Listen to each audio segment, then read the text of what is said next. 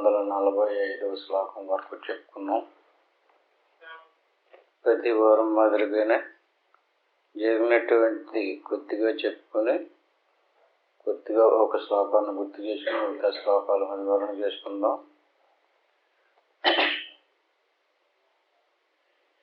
43వ శ్లోకం.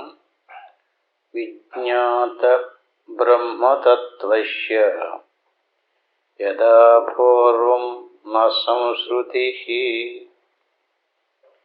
అతిశేన్న చ విజ్ఞాత బ్రహ్మభావో బహిర్ముఖః.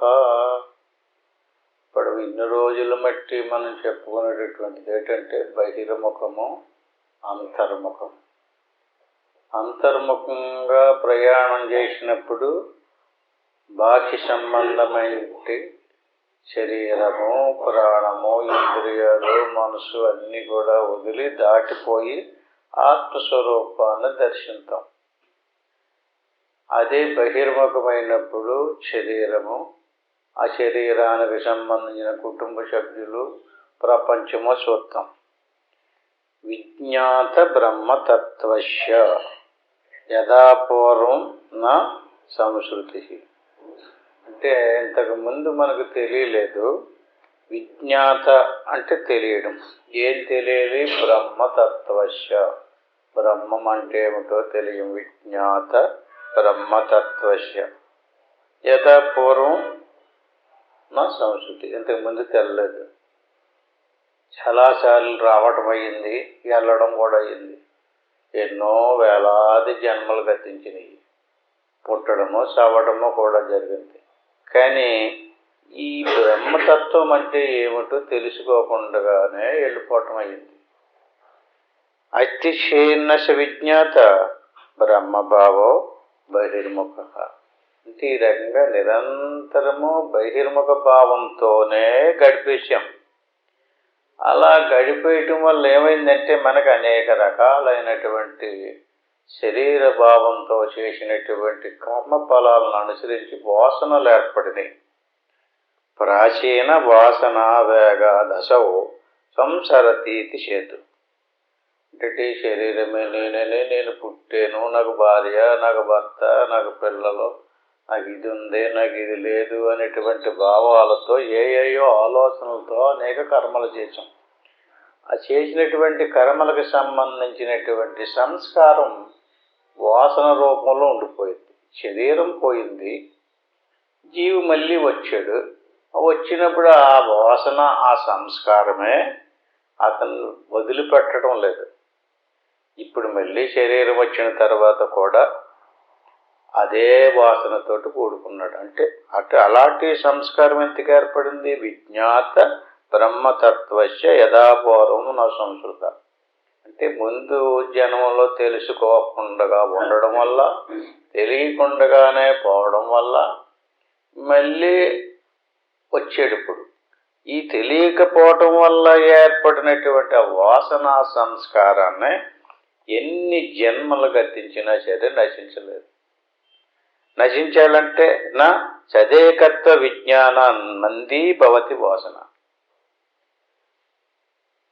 ఇప్పుడు మనం ఎన్నో రకరకాలుగా మంచి కర్మలు చేస్తున్నాం, చెడ్డ కర్మలు చేస్తున్నాం. పూజలు, నోములు, యజ్ఞాలు, యాగాలు, వ్రతాలు, దానాలు, ధర్మాలు వాళ్ళు చేస్తున్నాం. వాటికి సంబంధించినటువంటి ఆ కర్మకు ఫలము ఏర్పడుతుంది. ఆ ఫలాన్ని అనుభవించడానికి మనం సుఖదుఖాల రూపంలో అనుభవిస్తానే ఉన్నాం. కానీ అలా కర్మలు చేసినటువంటి వాసన మాత్రం ఎంటాడుతుంది మనసులో. ఆ వాసనను అనుసరించే పూర్వకాలంలో, అంటే ముందు జన్మలో ఎలాంటి కర్మలు చేసామో అలాంటి స్వభావమే ఏర్పడుతుంది. ఇప్పుడు మనకి జన్మ వచ్చింది కొత్తగా. ఈ కొత్తగా వచ్చినప్పుడు పూర్వజన్మలో ఏ సంస్కారపు వాసనలు అయితే అంటిపెట్టుకుని ఉన్నాయో మనసులో, ఎందుకంటే శరీరం అంటే పోయింది కానీ సూక్ష్మ శరీరం నశించలేదు.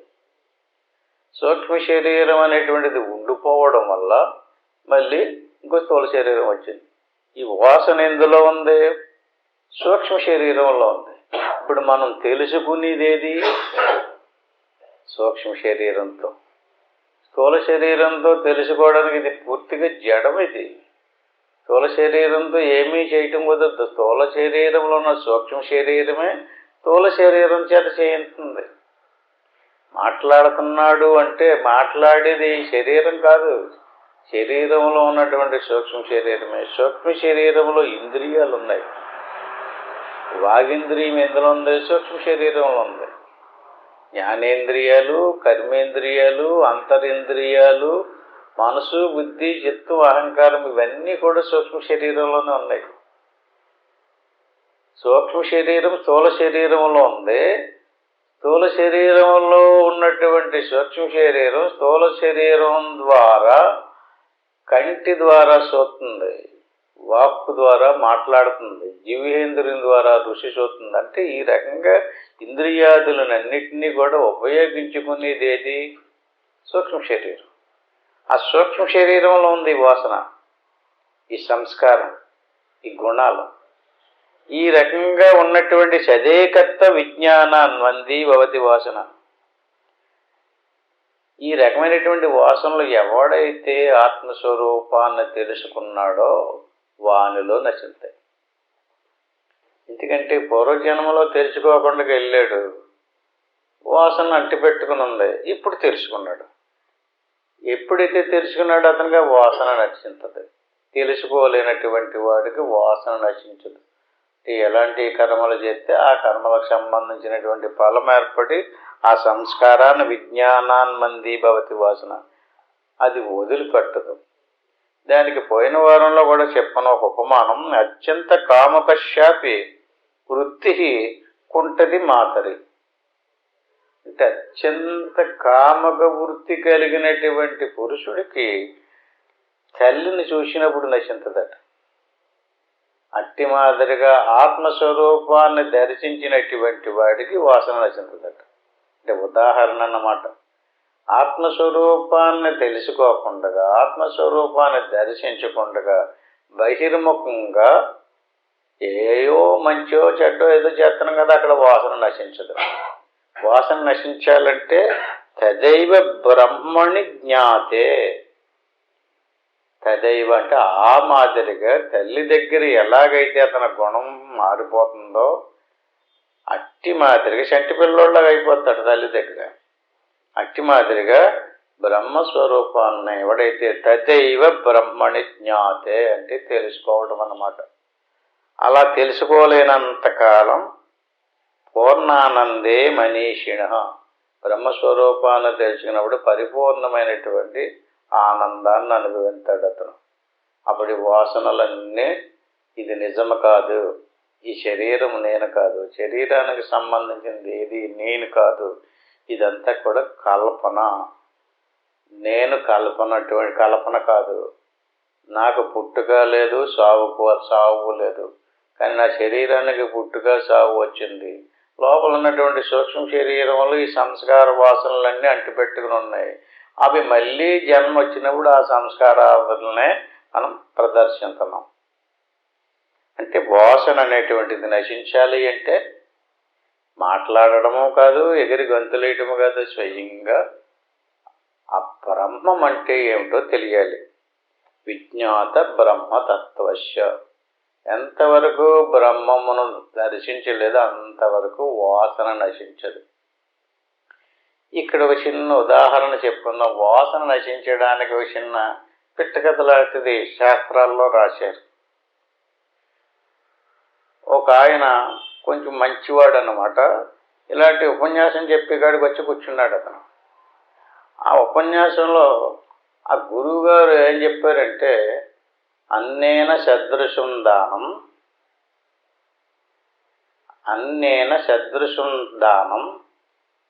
నా భూతో నా భవిష్యత్తు. ఆ శ్లోకం యొక్క అర్థం ఏంటంటే అండి, అన్నదానంతో సమానమైనటువంటి పుణ్యఫలాన్ని ఇచ్చేది నా భూతో అంటే భూతకాలంలో లేదు, భవిష్యత్తు కాలంలో కూడా లేదు. అన్ని దానాల కంటే అన్నేన సదృశం దానం, అన్నదానం చాలా గొప్పది. ఆ రోజు ఉపన్యాసంలో సాగింది. అన్నదానం యొక్క గొప్పదనాన్ని ఆ అన్నదానం చేసినటువంటి వాళ్ళు ఎంతటి ఉత్తమ గతులు పొందారో, మళ్ళీ ఎలాంటి మంచి జన్మలు వచ్చినాయో, ఎంత పుణ్యం వచ్చిందో దాని మీద గొప్పగా చాలా చక్కగా వివరించాడు. అతని మనసుకు బాగా పట్టేసింది. ఆ ఉపన్యాసం విని భార్య దగ్గరికి వచ్చాడు, ఇంటికి వచ్చాడు. నేను ఇవాళ సత్సంగంలో ఈ కథ ఆలకించాను, అన్నదానం చేసినంత పుణ్యం ఇంక దేనివల్ల రాదట. అందుచేత మనం ఏం చేద్దామంటే ఉన్నంతట్లో ప్రతిరోజు ఎవరో ఒక వ్యక్తికి భోజనం పెట్టాలి, ఆయనకి పెట్టిన తర్వాతే మనం తిందాం అని చెప్పి నిర్ణయం చేసుకున్నారు. దాన్ని ఒక అతిథికి అన్నదానం చెయ్యాలన్నమాట. ఈ రకంగా నిర్ణయించుకుని, బాబు ఊళ్ళో ఎవరికైనా సరే అతిథి ఎవడన్నా వస్తే మీరెవరో పెట్టక్కర్లేదు, మా ఇంటికి పంపించండి, మేమే పెడతాం అన్నారంట. ఊరంతా ప్రచారమైంది. దాంతో ఎవరైనా ఊళ్ళోకి ఎవరైనా సాధువు గారు వస్తే బాబు పలానా ఇంటికి వెళ్ళిపోమని చెప్పేవారు అనమాట. ఆ అతిథికి భోజనం పెట్టి తృప్తిగా ఇసునగా రట్టేసి కాళ్ళు కడిగి చేతులు కడిగి మర్యాద చేసి చక్కగా భోజనం పెట్టి పంపించేవారు. ఇది ఒక సాధువు గారు తెలుసుకున్నారు ఈ సంగతి. వచ్చాడు భోజనానికి, కడుపు నిండా తిన్నాడు, వెళ్ళాడు. మళ్ళీ రేపు సమయం భోజనం సమయానికి మళ్ళీ అతనే వచ్చేసాడట. వీళ్ళకు వ్రతం కదా, ఇది వ్రతం పెట్టుకున్నారు వీళ్ళు. నిన్న వచ్చావు కదా అనలేదు, మళ్ళీ భోజనం పెట్టారు. భోజనం కడుపు నిండా తిన్నాడు. అంటే 3 పూటలకి సరిపడగా తినేసివాడట. ఇంకా సాయంకాలం అక్కర్లేదు. ఇంకా పొత్తిడి తినేవాడు కాదు. అంటే పొత్తిడి తింటే మధ్యాహ్నానికి ఆకలేదు కదా, అందుకని ఆకలిగా ఉంచుకునేవాడు అనమాట. అలా తినేసి వెళ్ళిపోయాడు. మళ్ళీ కరెక్ట్ టైమానికి మళ్ళీ భోజనం సమయానికి మళ్ళీ మర్నాడు వచ్చేసేవాడట. ఇంక ప్రతిరోజు అదే డ్యూటీ. ఇంకా ఏదో అతిథి ఎవడో వస్తాడేమో అని చెప్పేసి వీళ్ళు పాపం ఏదో నిర్ణయించుకున్నారు. ఈయన మాత్రం డైలీ ఒకే వ్యక్తి. ఇంకా రోజులు గడిచిపోతున్నాయి, వారాలు అయిపోతున్నాయి, నెలలు అయిపోతున్నాయి, కానీ ఈ ప్రాచీన వాసనావేగ దశవో ఈయన గారి పాపం వదిలిపెడతలేదు. పొమ్మనకూడదు, పెట్టమనకూడదు. నిర్ణయించుకుని ప్రమాణం చేసుకున్నారు భార్యాభర్తలు ఇద్దరు. ఏం చెయ్యాలి, ఎలా వదిలించుకోవాలి ఈ వాసన అంటే, ఏదైనా సరే ఒక వాసన ఏర్పడిందంటే వదలదు. అదే ప్రాచీన వాసన అంటే అది అలవాటు. అంతే. మనం ఏదైనా సిగరెట్ కాల్చడమో, వీడి కాల్చడమో, మందు కాల్చడమో ఏ ఉంటాయి కదా, అలవాటు చేసుకున్నాడు కదండి, అదే వాసన. ఆ చుట్టం పోవడం ఇంకా ఆ సిగరెట్టే చుట్టం. అతను ఇంక వదలడు, ఖచ్చితంగా అలా పట్టుకుని ఎలాడదాని ఉంటాడు. అలా వాసన అంటారు దాన్ని. అలాగా ఈ చుట్టం పట్టుకున్నాడు. ఇంక తను చుట్టం కాదు, అతను అతిథి అన్నమాట. అతిథి అంటే అప్పుడప్పుడు వచ్చేవాడిని అతిథి అంటారు. ఇతను రోజు వచ్చేస్తున్నాడు. ఇంకా అప్పుడు అతిథి అవుతాడు. చుట్టము కాదు, అతిథి కాదు. ఇంకా ఇతను పీడ వదిలించుకోవాలంటే ఏం చెయ్యాలని భార్యాభర్తలు ఇద్దరూ ఒకరోజు సంభాషణ చేసుకున్నారు. సంభాషణ చేసుకుని ఆ సాధువు గారు వచ్చేటప్పటికి నేను పెద్దగా తిడుతూ కొడతాను, ఆ కొట్టినప్పుడు పెద్ద పెద్ద ఏడ్చుకుంటూ బాబోయ్ చంపేస్తున్నాడు, బాబోయ్ చంపేస్తున్నాడు బాబోయ్ అని చెప్పి ఇరుగు పొరుగు వాళ్ళు అందరూ వచ్చి ఇలా గట్టిగా ఆ దెబ్బలాడుకుంటున్నారని చెప్పేసి సాధువు గారు ఆగుతాడు. అప్పుడు నేను తిడతాను, అంటే నేను కొడతాను, నువ్వు నన్ను తిట్టు. మరి ఎందుకంటే ఇతను కొట్టాడు కదండి, కొట్టిన ఆవిడ సైలెంట్గా ఈ పిచ్చి ఊరుకుంటుందా? ఊరుకోదు కదా. ఈవిడి కూడా తిరగబడుతుంది. తిరగబడి ఏవో నీ ఇష్టం వచ్చినట్టుగా నువ్వు మాట్లాడయ్యి నేనేమనుకోనులే అంటే, ముందు అనుకున్నారు నువ్వేమనుకున్నా సరే ఉత్తుదే ఇది నటన అంచేత నేను కొట్టేది కూడా గట్టిగా ఒకవేళ తగిలేసినా నువ్వేమి అనుకోకు, నువ్వేమన్నా కూడా నేనేమనుకోనని ఇద్దరు వడంబడిక చేసుకున్నారు. సరిగ్గా టైం ప్రకారంగా కరెక్ట్ టైంకి వచ్చేసేటట్టు. వచ్చేటప్పటికి ఇద్దరు పెద్ద ఇల్లు పేలిపోయేలాగా పెద్ద పెద్ద కేకలేసి గొడవ పడిపోతున్నారు. ఇతను కొట్టేస్తున్నాడు, ఆవిడ తిట్టేస్తుంది. ఏం చేయాలో అర్థమవుతలేదు. అతను నిలబడ్డాడు, లోపలికి రాలేదు, కాళ్ళు కడుక్కోమనలేదు, రెండు అనలేదు. వీళ్ళు గొడవలు వీళ్ళు ఉన్నారు. ఇలాంటప్పుడు వెళ్తే వీళ్ళిద్దరూ తిరగబడి నా మీద దెబ్బలాటకు వచ్చేస్తారేమో బాబు, ఎందుకైనా మంచిదని కొంచెంసేపు నుంచున్నాడు, కానీ వీళ్ళు ఆగలేదు. జాగ్రత్తగా వెళ్ళిపోయాడు. వెళ్ళిపోయేటప్పటికి ఈది చివరికంటే వెళ్ళాడో లేదని చూసుకుంటున్నారు వీళ్ళు పాపం. వెళ్ళిపోయాడు. అప్పుడు వీళ్ళిద్దరు అమ్మయ్య వెళ్ళిపోయాడని చెప్పేసి ఇద్దరు మాట్లాడుకుంటున్నారు. ఏమని? నేను నిజంగా కొట్టినట్టే కొట్టేసాను కదా అన్నాడంట భార్య. మరి నేను మాత్రం నిజంగా తిట్టినట్టే తిట్టాను కదా నిన్ని అన్నదంట ఆవిడ. అసలు వచ్చినాడు అక్కడ మళ్ళీ వెనక్కి వచ్చాడట. నేను కూడా నిజంగా వెళ్ళిపోయినట్టే వెళ్ళిపోయినా కదా అన్నాడట. నేను కూడా నిజంగా వెళ్ళిపోయినట్టే వెళ్ళిపోయేదనేటప్పటికంటే ఏంటి, వాసన చేసుకోకూడదు, కానీ చేసుకుంటే అది వదలదు. అది స్వభావం అంటారు. స్వభావం దురతిక్రమ. ఈ రకంగా ఇప్పుడు మనం జన్మకు వచ్చామంటే ఇలాంటి ఒక వాసనలు కాదు, అనేక రకరకాల వాసనలతో రకరకాల సంస్కారాలతోటి ఆ అంతఃకరణలో అంటే సూక్ష్మ శరీరంలో పెట్టుకున్నాం. ఆ సూక్ష్మ శరీరమే మళ్ళీ మరణించిన తర్వాత ఇంకొక స్థూల శరీరంలోకి ప్రవేశించింది. స్థూల శరీరం ఒక ఉపాధి తల్లిదండ్రుల ద్వారా వచ్చింది. తల్లిదండ్రుల ద్వారా వచ్చినటువంటి స్థూల శరీరంలో సూక్ష్మ శరీరం ప్రవేశించింది. సూక్ష్మ శరీరంలో కారణ శరీరం ఉంది, దానికి లోపల మహాకారణ శరీరం ఉంది, దానికి లోపల ఆత్మ ఉంది. అంటే సూక్ష్మ శరీరం ఆత్మతో తిరుగుతుందన్నమాట. అందుకని ఈ రకంగా వాసన నశించాలి అంటే ఇలాంటి నటన వల్ల వాసన నశించదు. వీళ్ళు నటించారు కదా, నటన వల్ల నశించదు. ఎలా నశించదు? ఇప్పుడు తల్లిని చూసేటువంటి వాడు భావన ఎలా మారుతుంది? అట్టి మాదిరిగా తదైవ బ్రహ్మణి జ్ఞాతే. నీకు పరిపూర్ణంగా దేవుడు అంటే ఏంటో తెలాలి. ఇప్పుడు మనం చేసేవన్నీ కూడా దేవుడు అంటే ఎంతో ప్రీతితో భక్తితో చాలా భావంతో చేస్తున్నాం కదా. దర్శనం లేదక్కడ, దేవుడని చేస్తున్నాం. బాగా ఆలోచించండి. ఇది దేవుడు, ఈ దేవుడిని ఆరాధించడం వల్ల నాకు మంచి జరిగిద్ది, నాకు సుఖాలు కలుగుతాయి అనే భావంతో చేస్తున్నాడు. కానీ దేవుడంటే ఏమిటి అనేటువంటిది స్పష్టత లేదు. అంచేత తదైవ బ్రహ్మణి జ్ఞాతే. ఎప్పుడైతే ఆ స్వరూపాన్ని మనలోనే ఉన్నటువంటి బ్రహ్మస్వరూపం ఆత్మరూపంలో ఉంది కనుక ఆత్మస్వరూపాన్ని దర్శించినప్పుడు అనాత్మస్వరూపం ఊడిపోతుంది. దానికి సంబంధించినటువంటి ఏవి మనవి కాదు, అదంతా గుర్తుదే. అంటే వదిలిపోయింది కదండి. ఇక్కడ ఈ రకంగా ఆత్మసాక్షాత్కారం పొందినటువంటి సాధకుడు కూడా బహిర్ముఖంలోకి వచ్చేటప్పటికి మళ్ళీ శరీరానికి సంబంధించినటువంటి కొన్ని కష్టము సుఖము నష్టము లాభము జయము ఇలాంటివి జరుగుతుంటాయి. జరగకూడదు కదా మరి. ఇది ప్రశ్న ఇక్కడ మళ్ళీ. ఎందుకంటే ఎవడైతే ఆత్మసాక్షాత్కారం పొందాడో ఆత్మసాక్షాత్ బ్రహ్మమని తెలిసిందో వాసనలన్నీ ఎప్పుడైతే నశించిపోయినాయో ఇంక శరీరం పోవాలి, ఇంక శరీరం ఉండకూడదు, కష్టమో సుఖమో ఏమి ఉండకూడదు. ఇంకా దానికి కారణం ఏంటంటే ప్రారబ్ధము. నిధిధ్యాసన చీలస్య బాహ్య ప్రత్యక్ష ఈక్షతే. నిధిధ్యాసనం అంటే శ్రవణము మననము నిధిధ్యాసనము అంటారు.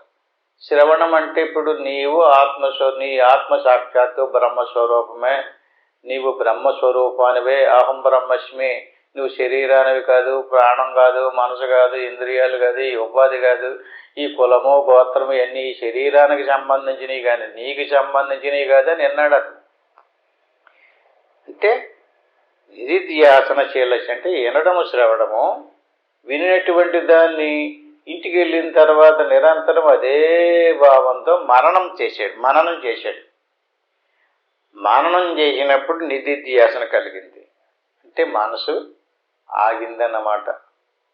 ఇది కాదు ఇది అని తెలిసింది. నిధిధ్యాసన బాహ్య ప్రత్యయ ఈక్షతే. అప్పుడు బాహ్యంలోకి వచ్చినటువంటి వాడు పరిస్థితి ఎలా ఉంటుంది? ఈ నిధిధ్యాసన పరిపక్వ అవస్థనే సమాధి అంటారు.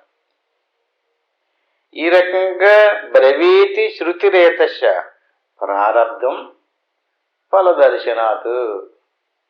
ఇప్పుడు బహిర్ముఖమయ్యింది, ఆత్మసాక్షాత్కారం పొందాడు, బ్రహ్మమును దర్శించాడు, ఇదే బ్రహ్మము ఇదే ఆత్మ అని తెలిసింది కదండి.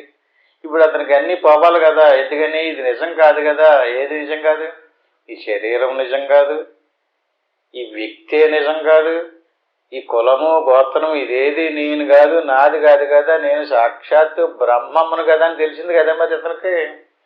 అటువంటి తెలిసినటువంటి వాడికి మళ్ళీ బహిర్ముఖమైన తర్వాత అతని భార్య పూర్వలాగే కసిరెత్తుంది, లేకపోతే అతని పిల్లలు, అతని సంసారమో, అతని భర్తో, లేకపోతే ఉన్నదో లేదో, లేకపోతే తన శరీరానికి సంబంధించినటువంటి అనారోగ్యమో ఆర్థికమో ఈ పోలేదు. ఇదేంటండి? బ్రహ్మమును దర్శించినటువంటి వాడికి ఎన్ని పోవాలి కదా. ఇంకా కాళ్ళ నొప్పులు చేతుల నొప్పులు పోవాలా? శరీరం ఇంక తెలకూడదు కదా.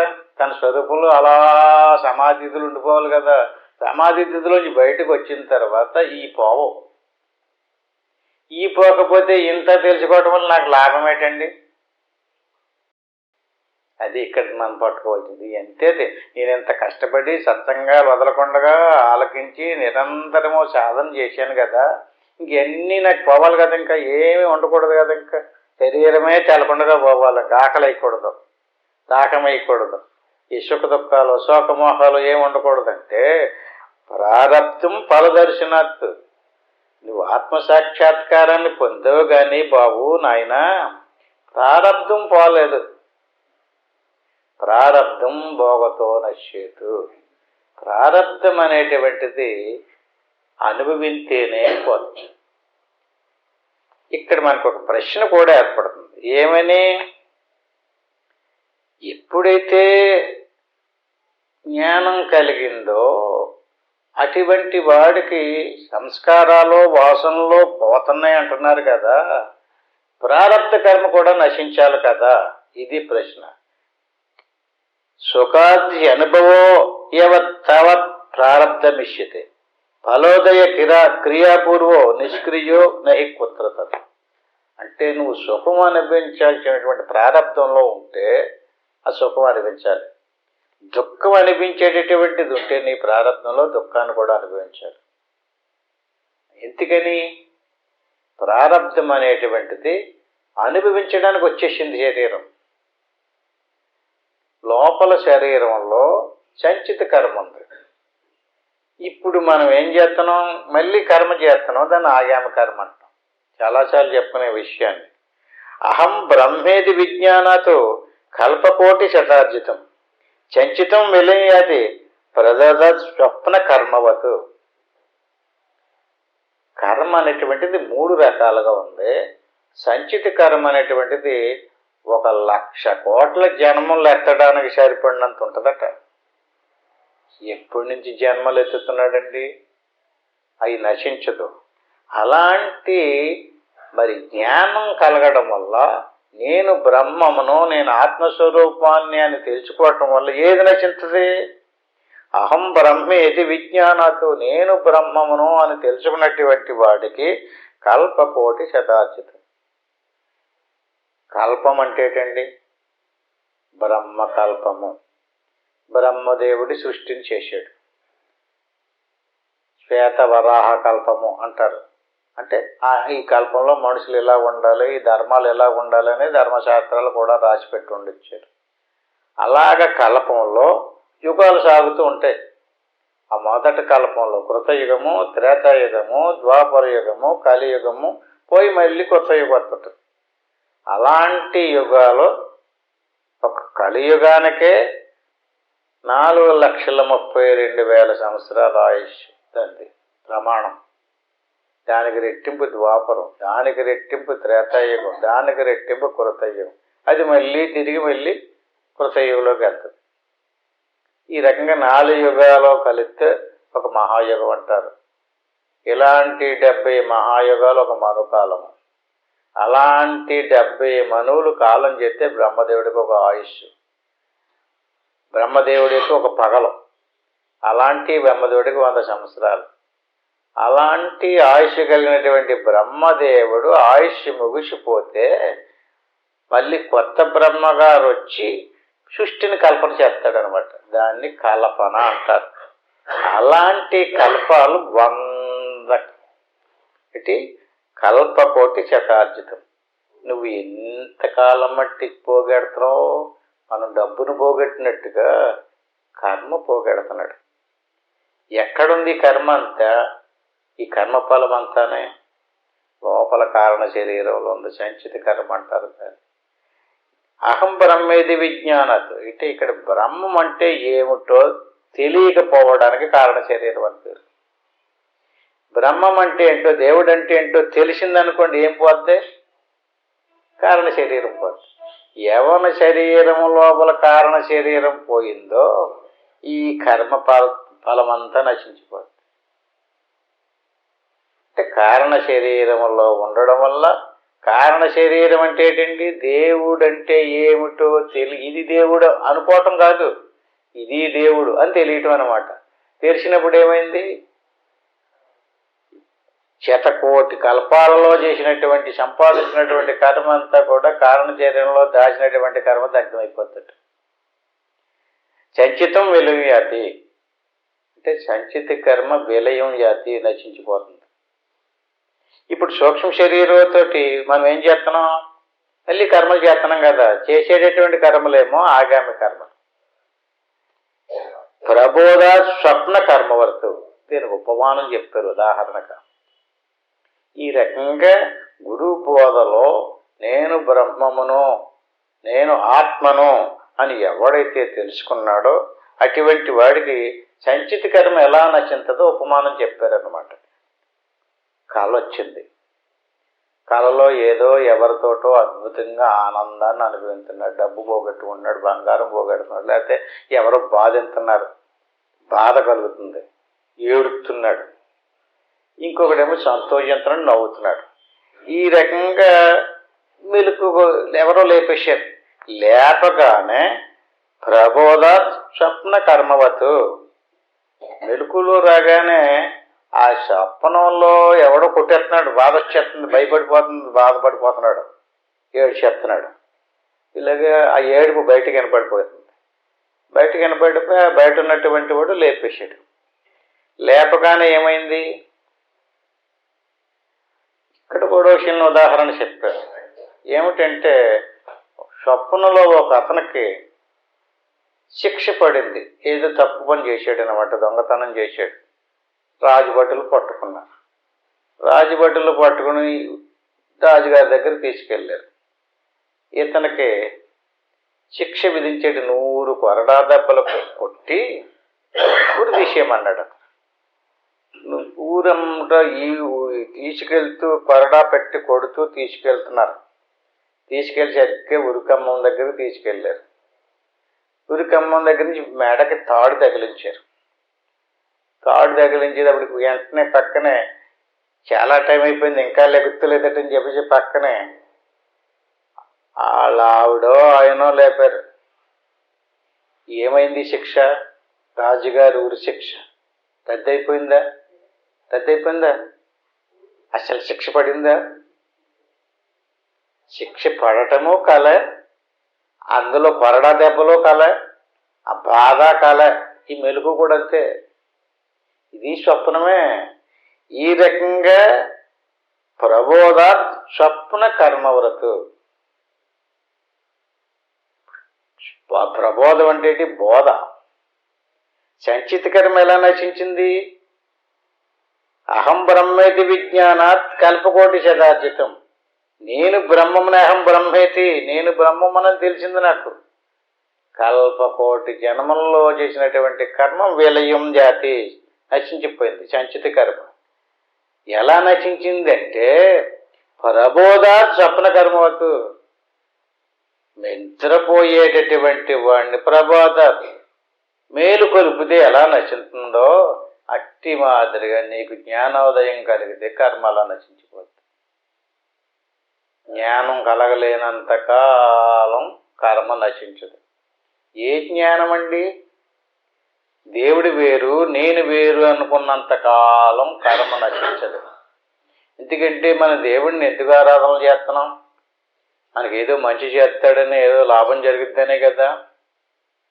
అక్కడ కర్మ నశించదు. ఎందుకంటే ఈయన కర్మ చేస్తుంటాడు, ఈయన చేసిన కర్మకైనా ఫలితాన్ని ఇస్తూనే ఉంటాడు. ఇది ఒక ప్రాసెస్ అనాది నుంచి సాగుతుంది, కల్పాల్లో యుగాలలో సాగుతూనే ఉంది. జీవుడు అప్పటి నుంచి ఉన్నాడు, దేవుడు అప్పటి నుంచే ఉన్నాడు. నశించాలంటే మాత్రం ఆ దేవుడు జీవుడు రెండు కాదు, బ్రహ్మమే. ఒకే ఆకాశంలో గోడలు కడితే మఠాకాశం అన్నారు, అందులో కుండ తయారు చేస్తే ఘటాకాశం అన్నారు. ఖాళీకి భేదం లేదు. అట్టి మాదిరిగా జీవునిలో ఉన్నటువంటి ఆత్మ, ఈశ్వరుడులో ఉన్నటువంటి ఆత్మ బ్రహ్మమే. అహం బ్రహ్మే దివిజానాతు. బ్రహ్మము కంటే నేను వేరు కాదు, నేను బ్రహ్మమునే అని తెలుసుకున్నప్పుడు, మెలకువలోకి వచ్చినప్పుడు స్వప్నంలో పడ్డ బాధ అంతా ఎలా మరిచిపోతాడో అట్టి మాదిరిగా సంచిత కర్మ నశించిపోతుంది. యత్ కృతం స్వప్న వేళాయాం పుణ్యం వా పాపమల్భణం శుప్తోత్తస్య కిం తత్వత్ స్వర్గాయ నరకాయ వా. స్వప్నంలో పుణ్యం చేశాడు, యజ్ఞం, గొప్ప యజ్ఞం చేశాడు, దానం చేశాడు, ధర్మం చేశాడు. యత్కృతం స్వప్న వేళాయాం పుణ్యం వ పాపమల్పణం, లేదా పాపం చేశాడు. అంటే పాపం చేసినటువంటి వాడికి స్వప్నంలో చేసిన పాపానికి నరకం కదా, పుణ్యం చేసినటువంటి వాడికి స్వప్నం. శుప్తోత్తిశకిం తత్వాత్ స్వర్గాయ నరకాయ. ఆ స్వప్నాల నుంచి సుషుప్తిలోకి వెళ్ళేవాడికి స్వర్గము పోతుంది, నరకము పోతుంది. అంటే కర్మఫలం ఏం చేసింది? బంధించింది అతన్ని? బంధించలేదు. ఎప్పుడు బంధించదు? ఆ స్వప్నంలో ఉన్నంత చేపే బంధించదు. అలాగే మెలకులోకి వచ్చినటువంటి వాడి పరిస్థితి కూడా అంతే. నేను పుణ్యం చేశాను, నేను పాపం చేశాను, నేను నరకానికి వెళ్ళిపోతాను, నేను స్వర్గానికి వెళ్ళిపోతాను అని చెప్పేసి, మీరు స్వర్గానికి పంపించేస్తాను, ఇలా రెండని చెప్పేసి అందరినీ, నీకు సూర్యుడు చంద్రుడు నక్షత్రాలు నేను అందరినీ కూడా ఉండేలాగా నీకు ఆయుష్ కలిగించేస్తాను తొల్లి కబుర్లు చెప్తుంటారు. దీనివల్ల ఏమవ్వదు. ఇదొక స్వప్నం, అదొక స్వప్నం. అంచేత ఎవడైతే స్వప్నంలో చేసినటువంటి పాపపుణ్యాలు నరక ప్రాప్తికి స్వర్గప్రాప్తికి కారణాలు కాదో, అట్టి మాదిరిగా మెలకువల్లో కూడా కారణాలు కాదు. ఎప్పుడు దాకా కారణాలు కాదు? ఎప్పుడైతే నువ్వెవరవో దేవుడికి నీకు భేదము లేదని తెలియలేదో అంతవరకు కారణాలు. అక్కడ అజ్ఞానం ఉందన్నమాట, అంటే కారణ శరీరం ఉంది. ఎప్పుడైతే నీకు తెలిసిందో అక్కడ అజ్ఞానం పోయింది, కారణ శరీరం లేదు. అప్పుడు ఇంక స్వర్గము లేదు, నరకము లేదు, పాపము లేదు, పుణ్యము లేదు. ఎందుకని నువ్వు దేవుడు అయిపోయావు. ఇంకా స్వమసంగ మదాసీనం పరిజ్ఞాయ నవోయద శ్లిష్యతే యది కించిత్ దదాచిద్భావి కర్మభి. అంచేత ఆకాశము వలె తనను సంగరహితునుగాను ఉదాసీనుగాను తెలుసుకున్నటువంటి సాధకుడు రాబోనట్టి ఏ కర్మము చేతను ఒక్కింతయు లిప్తుడు కాదు. అంటే ఇతనికి సంచిత కర్మ నశించింది. ఎందుకంటే ఎలా ఉన్నాడు అతను? అదా స్వప్నమో ఇదో స్వప్నమో, ఇది నిజం కాదు, అది నిజం కాదు, ఇదంతా దృశ్యము. నిజమేంటి? ఆత్మ, మన స్వరూపం, మన స్వస్వరూపం. ఇది సాక్షాత్తు బ్రహ్మమే. నభో ఘటయోగేన సురాగంధేన లిప్యతే తదాత్మోపాధియోగేన తద్ధర్మైర్నవ లిప్యతే. నభో ఘటయోగేన సురాగంధేన లిప్యతే. సుర అంటే కళ్ళు, ఘటం అంటే కుండ. కుండలో కళ్ళు పోసినప్పుడు ఆ కుండలో వాసన చూసినప్పుడు కళ్ళు వాసన వస్తుంది. కళ్ళు పారబోసేసినా కూడా ఆ కుండ అంచును పట్టుకుని వాసన పోదు. కానీ కుండలో ఉన్నటువంటి ఖాళీకి ఆ వాసన అంటుకోదు, కుండకే అంటుకుంటుంది. అట్టి మాదిరిగా మనం పుణ్యం చేసిన పాపం చేసిన మనసుకే అంటుకుంటుంది. ఆత్మకు అంటుకోదు. అంచేది నువ్వు మనసు కాదని నీకు తెలుసుకోవాలి. అదే బోధ యొక్క ఫలం. నేను మనసును కాదు, నేను శరీరము కాదు, అంటే నేను స్థూల శరీరము కాదు, సూక్ష్మ శరీరం కాదు. అప్పుడు ఏమైంది? పాపపుణ్య ఫలాలన్నీ ఎవరికి అంటుకుంటాయి? జ్ఞానోదయాత్ పురా ప్రారబ్ధం కర్మ జ్ఞానాన్న నశ్యతి అదత్వా సఫలం లక్ష్య ముద్దిశోత్య బాణవతు వ్యాఘ్రబుద్ధ్యా వినిర్ముక్తో బాణ పశ్చాత్తు గోమతౌ న తిష్టతి క్షణత్వేవ లక్ష్యం వేగేన నిర్భరం. ఇప్పుడు దాకా అనేక ఉపమానాలు చెప్పుకుంటూ ఈ జ్ఞానం తెలుసుకోవడం వల్ల నశించేది సంచిత కర్మ మాత్రమే, ఆగామి కర్మ కాదయ్యా, ప్రారబ్ధం కాదు. ప్రారబ్ధాన్ని మాత్రం తెలిసినటువంటి వాడు తెలియలేనటువంటి వాడు కూడా అనుభవించాలి. అనుభవించినప్పటికీ కూడా అతని భావన ఎలా ఉంటుంది? ఇది నేను కాదనే భావంతో ఉంటాడు. ప్రారబ్ధం ఎందుకు నశించదు అనేటువంటి దానికి ఒక ఉపమానం చెప్పారు. జ్ఞానోదయాత్ పురా ప్రారబ్ధం కర్మ జ్ఞానాన్ని నశ్యతి. జ్ఞానం లేని కాలంలో చేసినటువంటి కర్మ కదా ఫలం అంటుకుంటుంది. అట్టి మాదిరిగా ఒకడికి ఆవును చూసి పులు అనుకుని బాణం వేసాడట. వ్యాఘ్రబుద్ధ్యా వినిర్ముక్తో బాణం గురిపెట్టి వదిలిపెట్టాడు. దేనికి? పులని. తీరమో చూస్తే ఆ పొదసాటు నుంచి బయటకు వచ్చేదాడు అది పులి కాదు, ఆవు. తీర ఆ బాణాన్ని వదిలేశాడు. బాణ పశ్చాత్తు గోమతో. అదే అది పులి కాదు, ఆవు ఆవు అన్నాడు. అవతలడు కేకలేశాడు. ఈడికి తెలిసింది, ఈడు పశ్చాత్తాపం పడ్డాడు. కానీ బాణం నా తిష్టది క్షణత్వేవా, వెనక్కి తీసుకోవటం కుదరదు. ఎప్పుడు తీసుకోవచ్చు? మనం వదలకుండా ఉన్నప్పుడు తీసుకోవచ్చు. బాణం వదిలేసాం కదా, ఇంకా తీసుకోవటం కదా. లక్ష్యం వేగేన నిర్భరం. అది తిన్నగెళ్ళి లక్ష్యాన్ని ఛేదించేస్తుంది. నాకు తెలిసింది కదా అంటే కాదు. అట్టి మాదిరిగా ఇప్పుడు మనం చేసినటువంటి మనం అనిపించేటటువంటి కర్మలకి జ్ఞానోదయం కలిగినా కూడా వదిలిపెడతలేదు అంటే జ్ఞానం లేని కాలంలో పులి అనుకుని ఆవు మీద బాణం వేసినట్లుగా కర్మలు చేశాం. ఆ కర్మల్లోని కొంత భాగాన్ని తీసుకుని మనం అనిపించాలి. ఇప్పుడు చూడండి, పూర్వం బాణాలు యుద్ధం చేసేటటువంటి వాడి దగ్గర భుజం మీద అమ్ములు పోతు ఉంటుంది. దాని నిండా బోళ్ళు బాణాలు ఉంటాయి. ఒక బాణం తీసి వదిలిపెట్టాడు. ఇంకా బతకడానికి చాలా బాణాలు ఉన్నాయి. అదొక సముదాయం. అంటే అమ్ములు బోధలో ఉన్నటువంటి బాణాలన్నీ కూడా వదలలేదు. ఇంకా ఎప్పటికైనా వదలాలి. ఆ అమ్ములు బోధ మందే. వదిలినటువంటి బాణం ప్రారబ్ధం, వదలనేని సంచితం. అన్ని బాణాలు ఉన్నాయి ఇప్పుడు మనం ఉపయోగించుకోవడానికి. ఒక్క బాణంతో జన్మ వచ్చింది. మళ్ళీ ఇంకో బాణం తీసి మళ్ళీ ఇంకో జన్మెత్తుతాం, ఇంకో బాణం తీసి ఇంకో జన్మెత్తుతాం. అలాంటి వందలాది వేలాది బాణాలు ఉన్నాయి కదా అమ్ముల బదులో. అదే సంచితం, దాస్యం. అందులో సంచితం విలయం యాతి. ఆత్మజ్ఞానం కలగడం వల్ల సంచిత కర్మలు నశిస్తాయి, కానీ ప్రారబ్ధం నశించదు. ఎందుకంటే వదిలేసేవు. అది ఎప్పుడు వదిలేసావు? వచ్చి ముందే ఆ ప్రారబ్ధాన్ని ఒక బాణం తీసుకుని నువ్వు స్త్రీగానో పురుషుడుగానో సుఖమంతో దుఃఖమెంతో అనిపించడానికి నిర్ణయం చేసుకుని వచ్చావు. ఇంకా నిన్ను వదిలిపెట్టవు. అంచేత నాకు జ్ఞానం కలిగింది, నేను ఆత్మసాక్షాత్కారం కలిగింది, నాకు ఏమీ మార్పు లేదు, అదంతా గుర్తుదండి, ఇందులో ఏమీ లేదండి అని చెప్పేసి.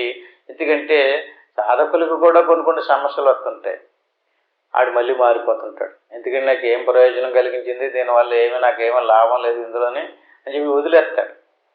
వదిలేస్తే ఏమైందండి? మళ్ళీని జ్ఞానం లేకుండా పోయింది. అంటే అది వదిలేయకూడదు. అంటే ఎందుకు సమస్యలు వస్తాయి? కొడుకు నుంచో, కూతురు నుంచో, భార్య నుంచో, భర్త నుంచో. ఈ ప్రారంధంలో ఉన్నటువంటి తప్పించుకోవటం కుదరదు. అప్పుడు ఆల్రెడీ బాణం వదిలేసావు. అవి ఇప్పుడు మనల్ని పట్టుకుని ఇబ్బంది పెడుతున్నాయి సుఖ దుఃఖ రూపంలోను. అందుకని ఇప్పుడు మనం జాగ్రత్త పడవలసింది వదిలేసిన బాణం గురించి కాదు నువ్వు ఆలోచించవలసింది. ఆల్రెడీ వదిలేసావు, ఇంక దాన్ని నీ చేతిలో లేదు, ఇంక నీ వల్ల అవ్వదు. ఇంకా అలాగని చెప్పి దేవుడు కూడా బాణాన్ని వెనక్కి తిప్పలేడు. బాణం వదిలేసావు కదా, వదిలేసినటువంటి బాణాన్ని దేవుడా దేవుడా నేను పులి అనుకుని వదిలేసాను, ఇది పులి కాదు ఆవు, నువ్వన్నా కాపాడు అన్నారనుకోండి, వస్తుంది వెనక్కి. రామాయణంలో దశరథుడి యొక్క పూర్వ చరిత్ర ఇదే. అతను బుడబుడమంటూ శబ్దం వస్తుంటే ఏదో వేటగాని వచ్చి ఏ పులో నీళ్లు తాగుతుందని చెప్పి అతను బాణం వదిలిపెట్టాడు. పులి అనలేదు, ఏనుగు నీళ్లు తాగుతుంది అనుకుని బాణం వదిలిపెట్టాడు. ఇంతకీ అక్కడ ఒక బ్రాహ్మణ ముని కుమారుడు నీళ్లు తాగి ఆ తల్లిదండ్రులకు పట్టుకెళ్ళడానికి ముంచుతున్నాడు అతను. అంతే బాణం వెళ్ళాడు, తగిలేసింది. ఆ కుర్రాడి పేరు శ్రవణ కుమారుడు. శ్రవణ కుమారుడు అంటే ఎవరండి? శ్రవణం అంటే వినడం. అతని చేతిలో ఏ విద్య ఉంది? శబ్దభేది అనేటువంటి విద్య తెలుసు. శబ్దం అంటే వేదం. వేదం నుంచి వచ్చినటువంటి శబ్దం ఏంటి? ఆ శబ్దం నీవు బ్రహ్మమే, నేను బ్రహ్మమే, అహం బ్రహ్మస్మి అనేటువంటి వాక్యం అన్నమాట. అది శబ్దభేది. వేదము నుంచి వచ్చినటువంటి శబ్దాన్ని గురిపెట్టి దేన్ని కొట్టాడండి? శ్రవణ కుమారుని కొట్టాడు. శ్రవణం అంటే వినడం. ఇంక వినడం లేదు. ఇంకా ఎందుకని ఇప్పుడు దాకా వినాలి? నేను బ్రహ్మమును అని తెలుసుకున్నాక. బాణం వదిలిపెట్టాక అయ్యయ్యో బ్రాహ్మణ కుమారుడని ఎంత వేడిసినా సుఖం లేదు. అంతరార్థం మాట అలాగ ఉంచండి. అంటే బాణం వదిలే ముందే ఆలోచించాలి. వదిలేసి ఇంకా ఆలోచన లేదు, ఇంకా ప్రారంభం. కానీ ఆలోచించవలసింది నువ్వు నిరంతరము ఆలోచించవలసింది. ఒక్కసారి ప్రపంచాన్ని పరిశీలించండి. సంచిత కర్మ గురించి ఎవడో ఆలోచించడం లేదు, ప్రారబ్ధ కర్మ గురించే ఆలోచిస్తున్నారు.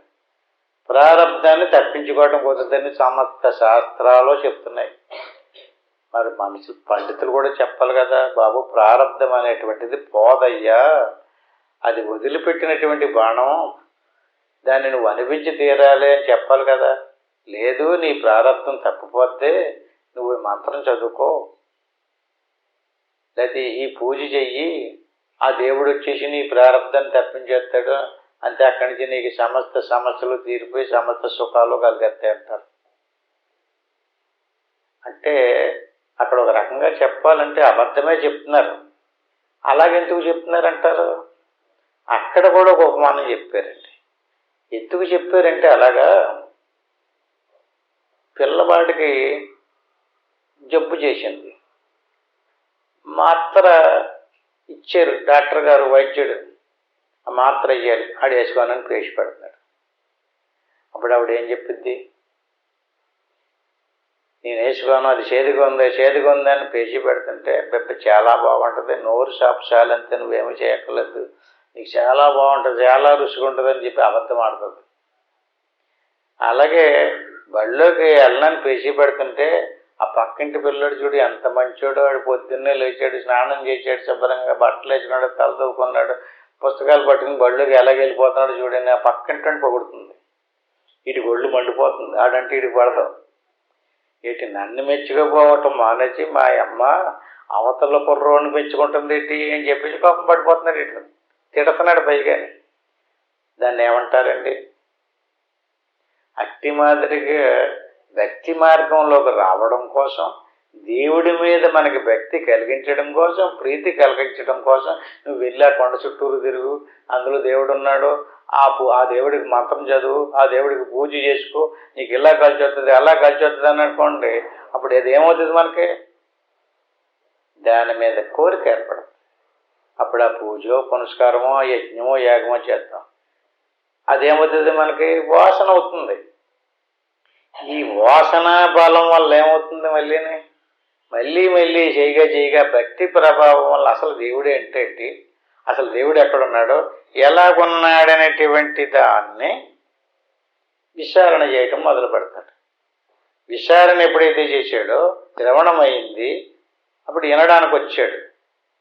ఏంటండి బాబు, నేను మరి ఇంతకాలం చేస్తున్నాను, నేను మొక్కను దేవుడు లేడు, పూజించిన దేవుడు లేడు, నేను చేశాను, నాకేమీ పోలేదు, నాకేమీ రాలేదు అని చెప్పేసి ఒక గురువు గారి దగ్గరికి వెళ్ళినప్పుడు అప్పుడు ఆయన నింపాదిగా మళ్ళీ అతను తిప్పుతాడనమాట. అప్పుడు దాన్ని యథార్థంలోకి వస్తాడు. యథార్థంలోకి వచ్చినప్పుడు అతనికే తెలుస్తుంది, ఇంకెవడు చెప్పక్కర్లేదండి. ఈ రకంగా జ్ఞానోదయ పురారబ్ధం కర్మ జ్ఞానాన నశ్యతి. జ్ఞానం కలగన ముందు చేసినటువంటి కర్మలు ప్రారబ్ధ రూపంలో ఉన్నాయి, సంచిత రూపంలో కూడా ఉన్నాయి. ఇప్పుడు జ్ఞానం కలిగిన తర్వాత కూడా కర్మలు చేస్తున్నాడు, ఎందుకంటే ప్రారబ్ధాన్ని అనుభవిస్తున్నాడు కదా. మరి అలా చేసినటువంటి కర్మలేమో ఆగామి కర్మలు. ఎందుకంటే కర్మంటూ చేస్తే దానికి ఫలితం ఏర్పడతానే ఉంటుంది. సంచితం నశించిపోయిందనుకోండి, ఇప్పుడు బాణాలు ఎందులో పెట్టుకుంటాడు, అమ్ముల పోదు కొట్టెత్తేనే. యుద్ధం చేసేటప్పుడు చూడండి, అమ్ముల పోదును కొడుతుంటారు, చేతి ధనుసును కొడతారు. ఎందుకంటే బాణం తీసి కొట్టకుండా ఇంకా బాణం వేయటానికి ఉండదు, అమ్ముల పోదును కొట్టేస్తే. అట్టి బాధలుగా సంచిత కర్మను కొట్టేసేయడం అనుకోండి యుద్ధంలోనే, అంటే అమ్ముల పోదును కొట్టినట్టు. బాణాన్ని ఉపయోగించేటటువంటిది ఏది, ధనుష్ అంటే ఏంటండి, ధనువు అంటే తనువు, అంటే శరీరం. శరీరం లేకుండా ధనుసు లేకుండా బాణం ఎక్కుపెట్టడం కుదరదు. అంచేత ఈ ధనుషుతో యుద్ధం చేస్తున్నాం మనం. ధనుష్యేది మన శరీరమే ధనుస్సు. అమ్ములు పొది సంచిత కర్మలు. ఒక బాణం తీసి ఉపయోగిస్తే ప్రారబ్ధ కర్మలు. ఇప్పుడు ఆగామి కర్మలు ఎందులోకి వస్తాయి, ఇంక రావు. అమ్ములు పోదు లేదు, ప్రారబ్ధం అనిపించేస్తున్నాడు. ప్రారబ్ధం భవతో నశ్యేతు తత్వజ్ఞానేన సంచితం. ఆగామి ద్వివిధం కర్మ నద్వేచి ప్రియవాదిన. కర్మ చేసాడు కదండి, ఇతనికి ప్రేమించే వాళ్ళకి పుణ్యకర్మ, ద్వేషించేవాడికి పాపకర్మ పంచిపెడతాడంటే ఈశ్వరుడు. తద్వేషి ప్రియవాదిన. సంచితం పోయింది, ప్రారబ్ధమేమో అనిపించేస్తున్నాడు. ప్రారబ్ధం భోగతో నచ్చేది. ఆగామి కర్మ, ఇతనికి స్నేహితులు ప్రీతిమంతులు ఉంటారు కదా, భక్తులు. ఈయన చేసిన పుణ్యం ఏమన్నా ఉంటే ఈయన ప్రేమించేటటువంటి భక్తుల ఖాతాలో వేసేస్తారట, ద్వేషించేటటువంటి వాళ్ళ ఖాతాలో పాపం వేస్తారట. ఈ రకంగా ప్రారబ్ధం బలవత్తరం కలు పిదాం భోగేన తచ్చక్షయ. ప్రారబ్ధం అనేటువంటిది బలవత్తరం, అనుభవింతేనే కానీ క్షయం కాదు. భోగేన తక్షక్షయ. అంచేది ఎవరో ఎన్ని రకాలుగా అప్రారబ్ధ కర్మ తీసేస్తాను, నీకు లేకుండా చేసేస్తానని చెప్పితే ఆ మాటలు నమ్మకూడదు. అది అజ్ఞానే నమ్ముతాడు. జ్ఞానం కలిగినటువంటి వాడు నమ్మడు.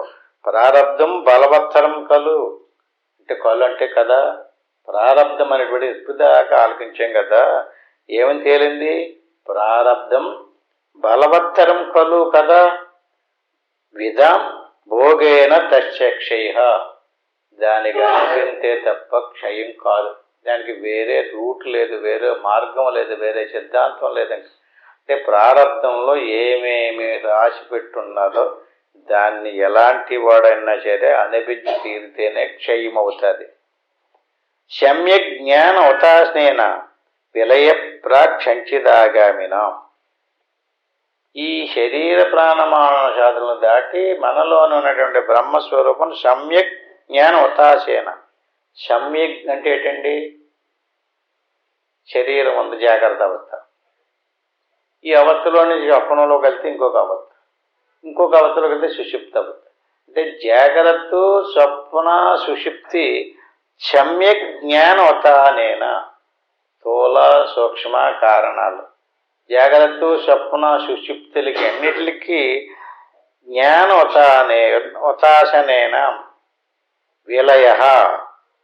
ఈ శరీర ప్రాణమానసాదులు విలయమయ్యి ఇవన్నీ సముదాయపరిచి అన్నాటిని పోగు చేసి పక్కన పెడితే విలయ ప్రాక్సంచితాగామినం. అప్పుడు సంచిత కర్మ విలయమైపోతుంది. అంటే నీ లోపల ఉన్నటువంటిది బ్రహ్మాత్మైక్ష్యమవేక్ష తన్మయాతయ ఏ సర్వదా సంస్థితా. బ్రహ్మాత్మఖ్యమపేక్ష అంటే ఇప్పుడు మనం ఏం చెయ్యాలి? ఈ శరీర ప్రాణమానసాదులను దాటిన తర్వాత ఉన్నటువంటి బ్రహ్మాత్మైక్ష్యమవేక్ష అని దేన్ని కోరుకోవాలి? దాన్నే కోరుకోవాలి. మన ఆలోచన అంతా ఇక్కడ పెట్టేశాం, దీని మీద పెట్టేశాం, దీనికోసం ఆయుష్ అంతా ఉపయోగించేస్తున్నాం. బ్రహ్మాత్మైక్ష్య, ఆత్మ బ్రహ్మము. అహం బ్రహ్మస్మి మాట అన్నాం, తత్వమసి, అయమాత్మ బ్రహ్మ. ఈ పదాలకు అర్థం ఏంటండి? ఆ బ్రహ్మములో మన ఆత్మ ఐక్యం చెయ్యాలి, అది సమాధి. దాన్ని అవేక్ష కోరుకోవాలి. ఇవన్నీ ఓడగొట్టి దాంట్లో కలపాలి. అప్పుడు మనకి ఒక రకమైనటువంటి తన్మయత్వం ఏర్పడుతుంది. శరీరం అంతా పులకరించిపోయినట్టు ఉంటుంది, నిర్వికారంగా అయిపోతుంటుంది, హాయిగా సుఖంగా ఆనందంగా ఉంటుంది. తన్మయ దయాయే సర్వదా సంస్థిత. సర్వదా అంటే అన్ని సమయాల్లో అన్ని వేళలా దాన్నే కోరుకో, దాన్ని సాధించడానికి ప్రయత్నించు. దీన్ని సాధించడానికి ఆల్రెడీ ప్రారంభం నిర్ణయం అయిపోయింది. నువ్వేం పెద్ద ఎగిరి గంతులే చేసి నా వల్లే నేను ఎంత చక్కపెట్టేసాను, నా వల్లే నేను ఎంత చక్కపెట్టేసాను అంటాడండి.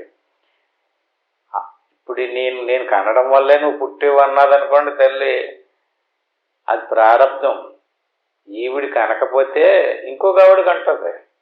ఆడు రావాల్సిన టైం వస్తే వస్తాడు. నేను నీకు పాలు ఇచ్చానంటది, ఇవ్వకపోతే ఏం చేస్తుందండి?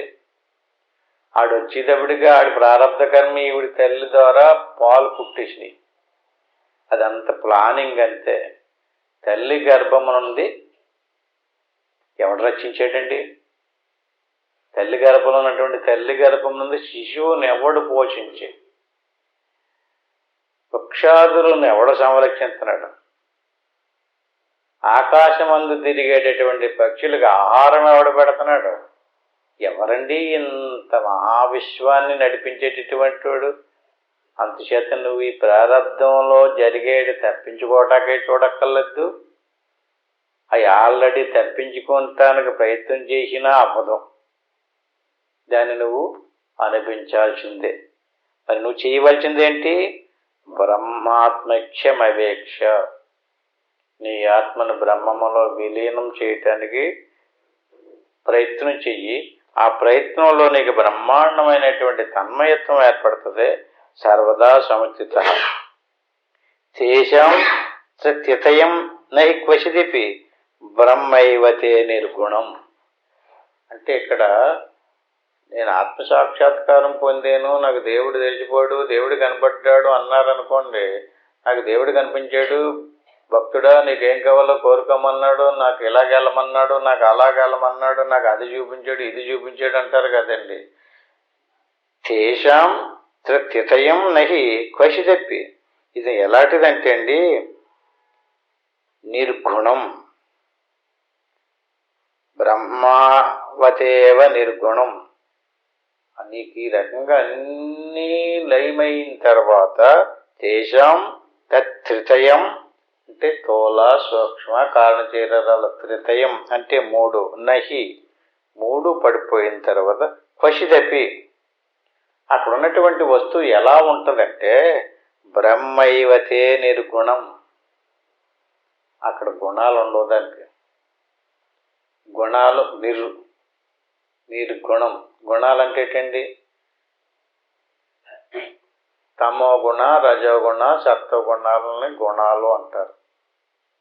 తమో గుణానికి, రజోగుణానికి, సత్వగుణానికి శరీరము, ప్రాణము, మనసు ఇవి గుణాలతో తయారైనవి. అందుచేత వీటికి ఆకారాలు ఉన్నాయి. శరీరానికి ఆకారం ఉంది. ఇది తమోగుణం. రజోగుణం ప్రాణం, క్రియాశక్తి.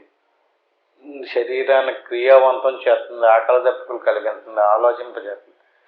ఆకలి ఎత్తనం వల్లనే ఆకలి ఎత్తనట్టుగా ప్రాణానికి తెలుసు, ఆకలి కలిగించదు. కానీ ఆకలి ఎత్తుందని తెలిసేది లోపల మనసుకి. చూడండి ఎలా చక్కగా నిర్మితమైందో. శరీరం ఆకారం ఉంది స్థూల రూపంలో, ఆ శరీరంలో ప్రాణం ప్రవేశించింది. స్థూల రూపంలో ఉన్నటువంటి శరీరం ఏమో తమోగుణం. అంచేత స్థూల రూపంలో కనపడింది అనుకోండి ఎక్కడైనా, అదే నీకు సమాధిలో, సాధనలో, లేకపోతే స్వప్నంలో అలా ఆకారం కనిపిస్తే అది తమోగుణం. లేదంటే ఏదో పరిగెడుతున్నట్టు, ఎగురుతున్నట్టు గట్ట కనపడింది అనుకోండి ఒకవేళ, అది రజోగుణం. కదిలే గుణం రజోగుణం. ఆ శరీరం కదులుతుంది అనుకోండి, స్వప్నంలో కదిలింది అనుకోండి, అదో దేవత. కదిలితే చేతులు కాళ్ళు కదుపుతుంటే అది రజోగుణం. దానికి లోపల మనస్సు ఉంది, దాన్ని తెలుసుకుంటుంది. అంటే మనస్సు, ప్రాణము, శరీరము మూడాట్లకి త్రిగుణాలు అని పేరు. తేషాం త్రితయం నహి. ఆత్మకి ఈ మూడు లేవు. నహి, శరీరం లేదు, ప్రాణం లేదు, మనసు కూడా లేదు. దాన్ని ఎలా చూడాలి మీరు ఒకసారి ఆలోచించండి. ఆత్మకి ఏమి లేవు, శరీరం లేదు, ప్రాణం లేదు, మనసు కూడా లేదు. నహి క్వచిదపి బ్రహ్మైవతే నిర్గుణం. అటువంటి శరీరము, ప్రాణము, మనసు లేనటువంటి చిదానంద స్వరూపమే బ్రహ్మము. అదే ఆత్మ. చిత్రం ఏంటంటే అది మన స్వరూపం, మన స్వస్వరూపం. అది అక్కడికి వెళ్ళి నేను ఏదో పొందేసానండి, నాకు ఏదో కనపడిందండి అన్నాడు అనుకోండి, కనపడేవన్నీ కూడా ఆత్మ కాదు, తెలిసింది కూడా ఆత్మ కాదు, తెలిసేది కాదు, తెలియబడేది కూడా కాదు. అది తెలియబడేదంతా కూడా దృశ్యమే. అది ఏ రూపంలో నీకు తెలియబడినా సరే, నాకు ముందు జన్మలో తెరిచిపోతుంది, వెనకాల జన్మలో జరిగిపోతుంది అన్నాడు అనుకోండి, అదంతా మనసు యొక్క కల్పన. గుణం నశించలేదు, సంస్కారం నశించలేదు, స్వభావం నశించలేదు. శుద్ధమైపోవాలి, ఫిల్టర్ అయిపోవాలి. ఏంటైపోయేది? ఈ సమాధిలోకి వెళ్ళినప్పుడు ఇది ఎంత ఏమైపోవాలి? తేషాం తత్త్రితయం నహి. శరీరం ఉండకూడదు, శరీర భావన ఉండకూడదు. శరీరం వేరు. శరీర భావన దేనికుంది? మనసుకుంది. అంటే శరీర భావన ఉండకూడదు, శరీరం ఉండకూడదు, ఆ శరీరంలో ప్రాణం ఉండకూడదు. మూడు పోవాలి. మూడు పోతే ఉన్నటువంటిది ఏదైతే ఉందో క్వచిదపి బ్రహ్మైవతే నిర్గుణం. అంచేత ఆత్మ నిర్గుణం, నిరాకారం, నిరంజనం, నిర్వికల్పం, సచ్చిదానంద స్వరూపం. ఉన్నట్టు తెలుస్తుంది కానీ ఎలా ఉందో తెలుద్దాం. ఎలా ఉందో నేను చూశానండి, నాకు తెచ్చిపోయింది అన్నాడంటే అది మనసు కల్పన. చెప్పడం కుదరదు. ఎందుకంటే అది పొందాడు, అనుభవించాడు. మళ్ళీ చెప్పాలంటే ఏమి రావాలండి? మనసు రావాలి, వాక్కు రావాలి. మనసుకి వాక్కి దొరికేది కాదు, మనసుకి వాక్కి తెలియబడేది కాదు. అది ఎవడైతే ఇంకా చెప్పడానికి చూస్తున్నాడో వాడు ఇంకా ప్రారంభ దశలోనే ఉన్నాడు, చెప్పేది కాదు అది. ఇక్కడ ఒక విషయం, ఇంకొక ప్రశ్న కూడా వచ్చింది. ఇటువంటి అద్భుతమైనటువంటి ఏ గుణాలు లేనటువంటి ఆ నిర్గుణ స్థితిలోకి వెళ్ళి బ్రహ్మ సాక్షాత్కారం, ఆత్మసాక్షాత్కారం పొందాడు కదా, వాటికి మళ్ళీ ప్రారంభం పోకుండా ఉండడం ఏంటండి అని ప్రశ్న వేశారు. దానికి చెప్పిన సమాధానం ఏమిటంటే, వాడిని మళ్ళీ పంపించకపోతే బ్రహ్మమంటూ ఒకటి ఉంది, అది ఆత్మస్వరూపము, అది నీ స్వస్వరూపము అని జనాలకు ఎవడు చెప్తాడు? అందుకని ప్రారంధాన్ని రద్దు చేయకుండా ఈశ్వరుడే అలా సృష్టించాడు. కానీ సృష్టించాడు కానీ ప్రారంధం అతను బాధించదు. బయటోడికి కనిపించినట్టుగా అతన్ని బాధించదు. అందరూ అనుకుంటుంటారు అతను చాలా బాధపడిపోతున్నాడు పాపం, చెయ్యి నొప్పో కాలు నొప్పో అని. ఏముందండి, అది శరీరం అండి, దాని పని అది చేస్తుంది, మనం ఏం చేస్తాం అంటాడు. అంటే శరీరం కాదు అంటే ఏంటి, మామూలుడికి నలిపేస్తుంది, ఆ బాధ తట్టుకోలేడు. జ్ఞానంలో ఉన్నటువంటి వాడు దాన్ని కొంతసేపు అలా పక్కన పెట్టి హాయిగా తనలో తను ఉంటాడు. అది విశేషం. ఎందుకంటే దాంట్లో కలిసిపోడతను వేరుపడి ఉంటాడు. దేన్ని పొగడడం, మెచ్చుకోవడం, సమానత్వంగా ఉంటాడు, స్థిరంగా ఉంటాడు. ఈ రకంగా నిర్గుణమైనటువంటి నిరాకారమైనటువంటి స్వరూపం అది. అటువంటి స్థితి, అటువంటి జ్ఞానం తెలిసినటువంటి అనుభవించినటువంటి వాడికి ఇంకొకరికి చెప్పాలంటే ప్రారబ్ధాన్ని నశింపు చేయకుండా ఉంచి తిరిగి తీసుకొచ్చి ఇలా ఉంది అనేటువంటిది ఎవరు చెప్తారు?